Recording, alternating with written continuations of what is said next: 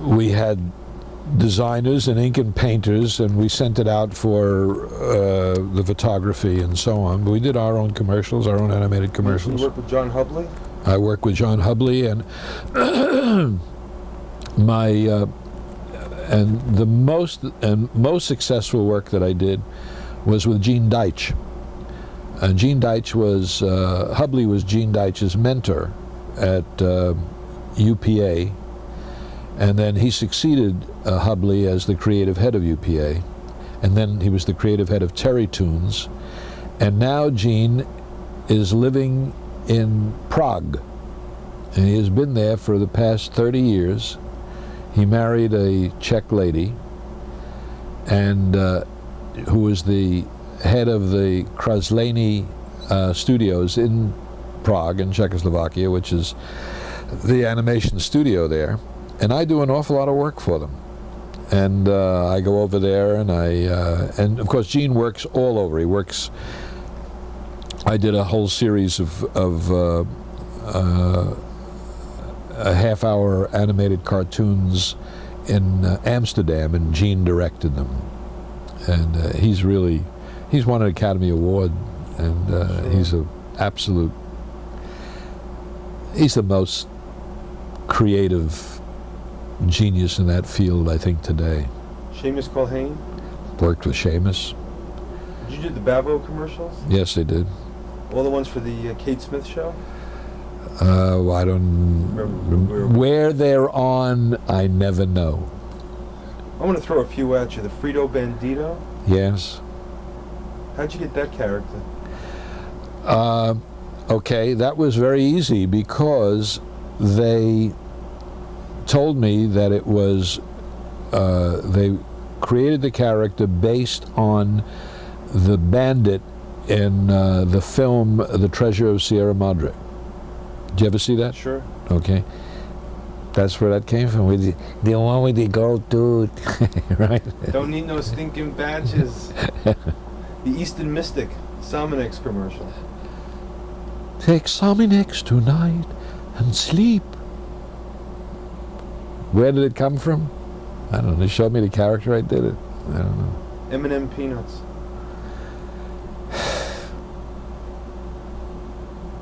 God, you know, I really can't tell you how or why or where. M&M's, I really, one was a chocolate covered, one I think was a southern kind of a voice. I can't, that's a long time ago. Hard for me to remember. And of course, you were the voice of the Good Humor Man. Yeah. Yeah. Drano. Yeah, well, that's more current. That's the voice of God. Would Drano let you hurt your pipes? You know. That. And when was the Brill Cream commercial? Brill Cream. That was that's a very funny story. They called me in to the agency because they had a lot of footage that they shot, and they didn't know what they wanted to do with it. Okay. They brought me in. They said, "Oh, watch this. We have a real wonderful footage. They have wonderful shots of girls running through the woods, tackling a guy, running their hands through his hair, you know, all kinds of things where women were going after guys." And they said, "You get any ideas from this? And we'd love to use this stuff." So I watched it, and I said, "And now a public service announcement from Brill Cream. Men, if we told you once, we've told you 1,000 times. Use only a little dab of Brill Cream. This man used 2 dabs. We cannot be responsible." Okay? They loved it. So, doing a whole series of these for quite some time. And then one day, I get a call from a friend of mine, Walter Collins in California, And he said, hey, what happened? How come you're not doing Brill Cream anymore? I said, I'm not. He said, well, here's somebody else doing it. I said, I never know. You know, I rarely ever see these things once I do them. So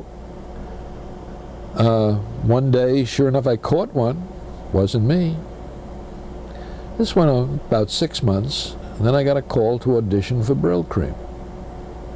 Come into the agency, there's a new producer. He says, now I'll tell you what we don't want. And he's going through this thing, you know, and so on and so forth. And he's describing what he wants, and he wants what I did. So I know by now what's happened here. And for some reason or other, the old crew is out and the new crew is in it. And this guy's not going to go and find out who did this before. He's going to make his own stamp. So he did this, and now the client is saying, what the hell happened here? This is not the kind of thing we want. We want the... And it's kind of... This is the kind of stupidity that goes on very often. Instead of kind of finding out who did it, he's now holding auditions for somebody to match this. So I have had enough experience to know that you don't embarrass the people who are hiring you. So rather than say, hey, fella, I'm the guy who did it, I created the whole goddamn campaign, I said, gotcha. Gotcha. And I did it. He said, oh, perfect. Oh, beautiful, Bubby. I love you. Wonderful. And I was doing it again. See, what's interesting, there's no such thing as an Alan Swift type. No, I don't think so. How would you say the industry has changed since you started? Oh. I mean, that's a rough one, I know. No, it's not rough. It has changed. For me, it has changed tremendously. I can tell you that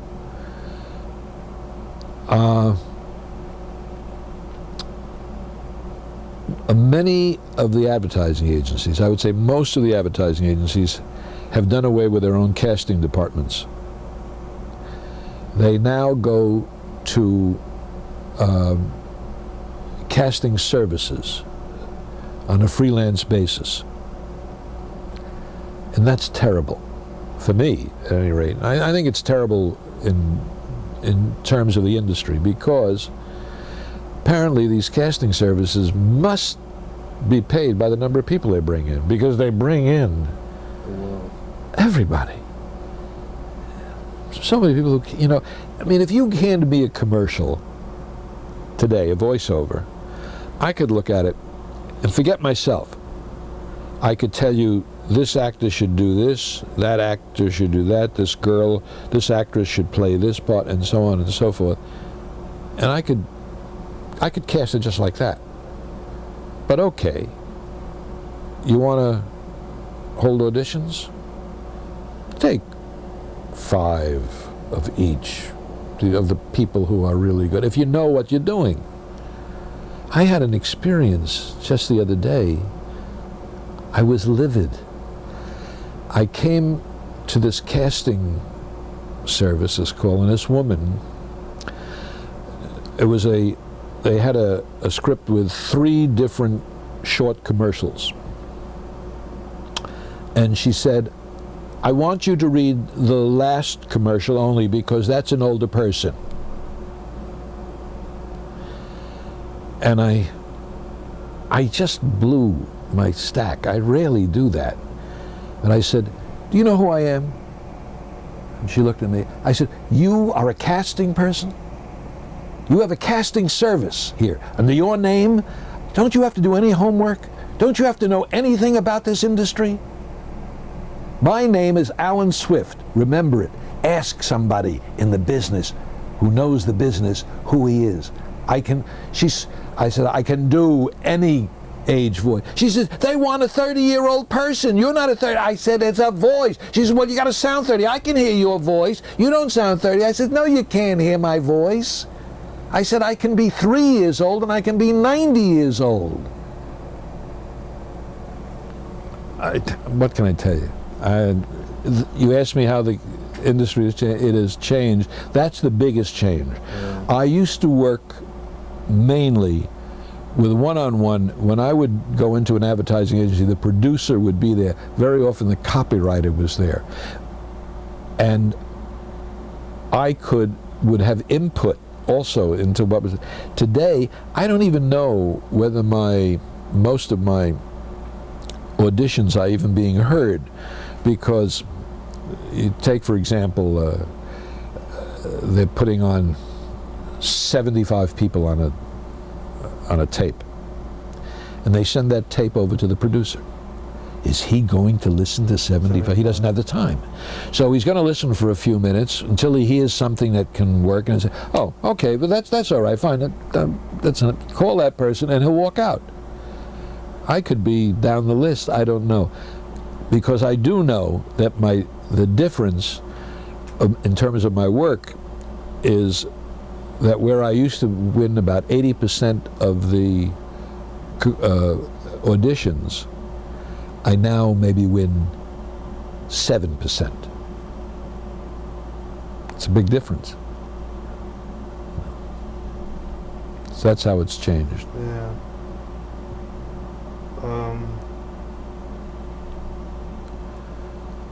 Did you ever meet Mel Brooks? Mel Blanc? No, I never met Mel, but we both worked on the same commercial. He in California, myself in New York. He's the man of 1,000 voices on the West Coast. Yeah, was. Yeah. Yeah, great. And of course, I used to listen to him all the time when I was a kid on the Jack Benny show. Shows. Oh yeah. I'm surprised Warner Brothers didn't steal you away. Well, you weren't happy. You never went out to California. I don't like California. I prefer New York. I'm a New Yorker. Yeah, that's the way I am. Last couple things. Any memorable things about Diver Dan? I mean, we wanted to talk about everything else except Diver Dan. The only thing memorable that I can tell you about Diver Dan is that one day I was in Nassau snorkeling, and I was swimming along, and there was a fish swimming alongside of me. And I looked at that fish and I said, what kind of fish? That fish looks familiar. And I said, oh my God, that's a barracuda. It's Baron Barracuda. And I started going the other way. As I remembered what the puppet looked like, and it was shaped just like it. That's about the most memorable thing I could think of about Diver Dan. How come they gave you the voice of the diver as well, and they had a guy already in the Diver Dan suit? Well, but he was in the suit. Yeah. Who knows whether he could act? I don't know. Yeah. Wait, didn't I meet the guy? I met him. Frank Frieda. Who? Frank Frieda. I met him. He one day, it was at an audition, and he said, when he heard my name, and he said, Alan Swift, he said, I was Diver Dan. I said, you would know? No, I was Diver Dan. He said, no, you were the voice, but I was in the suit. Yeah, I met him at an audition. Well, Diver Dan brings a lot of memorable, a lot of good thoughts for me. And it's amazing, you could, I'm in my 40s now, I'll hear a certain voice from the past. Yeah. Which is one of your many voices, and it just brings back such memories of being a kid, watching television and, those simpler days. Yeah. Well, I think I've got enough to edit here on you. I'm sure you do. I really enjoyed this. Alka-Seltzer, what did you do with Alka-Seltzer? There were a couple of campaigns for Alka-Seltzer. Do you remember?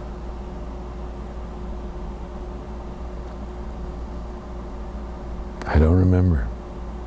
You know what I have to do now is I got to start piecing together all the commercials I have that I think is your voice. Yeah. And put them on a reel. And see if you even remember some of them. Anyway, I will let Mark rest.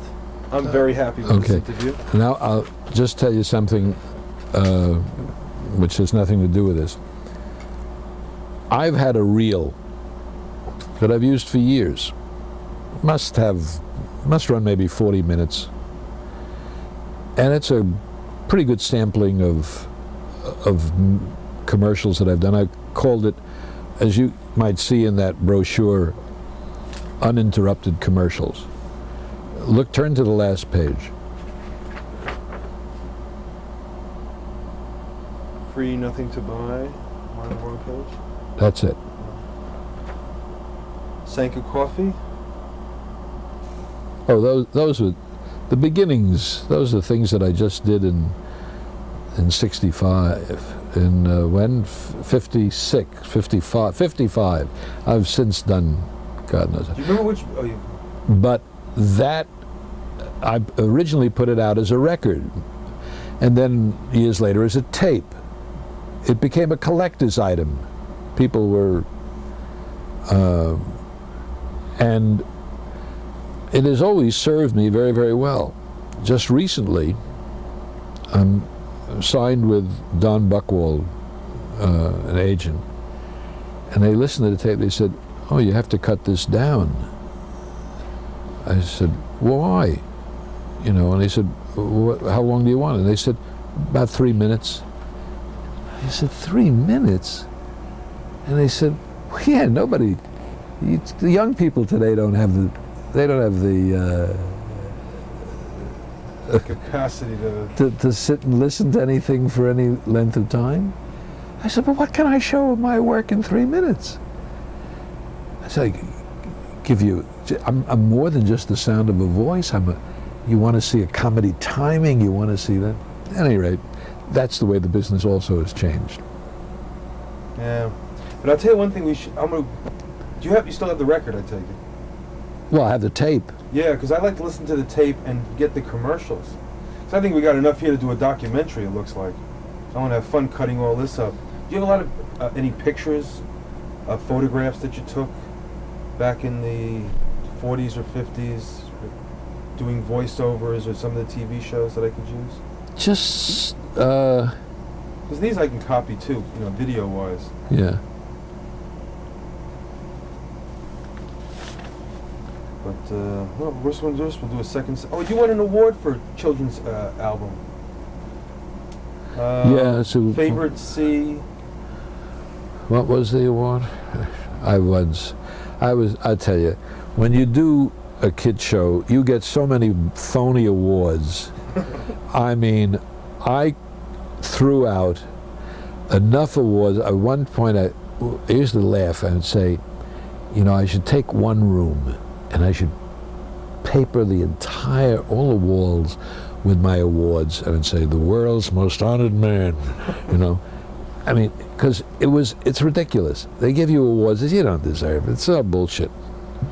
Yeah. But today you're overpowering when someone meets you in the business, especially these young people who don't know anything anymore. They figure somebody has one voice. That's it. They don't know how to handle you. That's it. They're not smart enough. They didn't know it in radio either. They did not know it in radio, and I had, when I came back after the war, the American Theater Wing had a course for returning veterans, actors, to get them back into the business. This was in radio, to meet the different radio directors.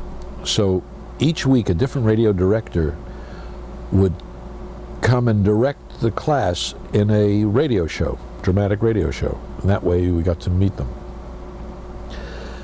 I was always getting the best roles, and yet I wasn't getting work. So my friend John Randolph, you know who John Randolph is? He's a wonderful actor who won a Tony 2 years ago for Broadway Bound. You've seen him in many films and so on. Well, John was in the class and he said to me, he said, I can't understand, you should be working like crazy. He says, let me see your registry card. We all had like a postcard with our picture in one corner, and it would say, this was for radio, would say things like voice range. People would have maybe 20 to 30, 20 to 40, or 50 to 60, depending upon the so on, and the characters that they play, so on. So he looked at my card and he said, Jesus, no wonder you don't get any parts. He said, they think you're crazy. He says, you got voice range, cradle to the grave. He says, you got character parts, you got dialect accents, all dialect accents. He said, they don't know how to treat you. He said, if you know this business, you'll find that they all typecast. They call this actor for this actor, and that's the way they do it. Once he told me that, I had many cards made up. Depending upon what show I was going for, that's all I could do was gangsters, narrators, comic stooges. That's long chatting. Yeah. And that's what I did. All right, how do I get this off? I'll disconnect you.